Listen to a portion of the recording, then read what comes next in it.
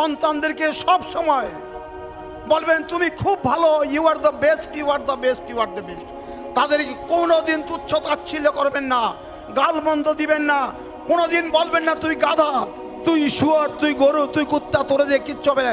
এই সমস্ত কথা কোনোদিন সন্তানদেরকে বলবেন না। বাবা মা হিসাবে সন্তানদের অনুপ্রাণিত করবেন, সব সময় ভালো বলবেন, তার গুণ বলবেন। তুমি খুব ভালো, ডেইলি স্কুলে যাও, ঠিকমতো লেখাপড়া করো, শিক্ষককে মান্য করো, কোনো বন্ধুর সাথে ঝগড়া করো না, কোনো বন্ধু টিফিন না আনলে তুমি খাইয়ে দাও, তুমি কারো ব্যাগের থেকে কোনো জিনিস চুরি করো না।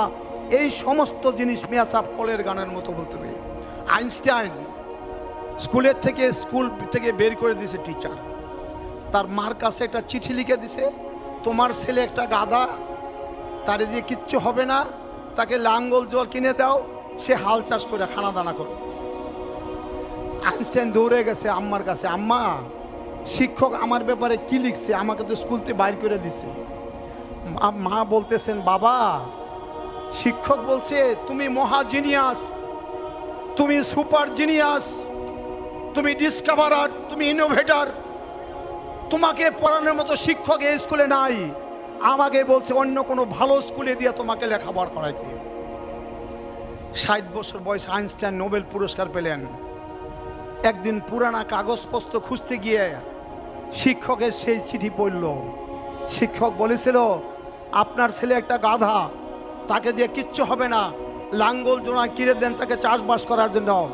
সেই আইনস্টাইন যখন নোবেল পুরস্কার পেল, তখন তিনি বললেন শিক্ষক মহাশয় আমাকে বুঝতে পারে নাই। বাচ্চাদেরকে সবসময় অনুপ্রাণিত করবেন, উজ্জীবিত করবেন, উৎসাহিত করবেন, উদ্দীপিত করবেন, তাদেরকে সবসময় বলবেন আপনার সন্তান ভালো হবে আল্লাহর রহমতে। প্রশংসার মাঝে শিশু বেঁচে থাকলে সে নিজেকে মূল্যায়ন করতে শিখে, সন্তানদেরকে প্রশংসা করবেন সবসময়। নিরাপত্তার মাঝে শিশু বেঁচে থাকলে সে বিশ্বাসী হতে শিখে। অনুমোদনের মাঝে শিশু বেঁচে থাকলে সে নিজেকে ভালোবাসতে শিখে।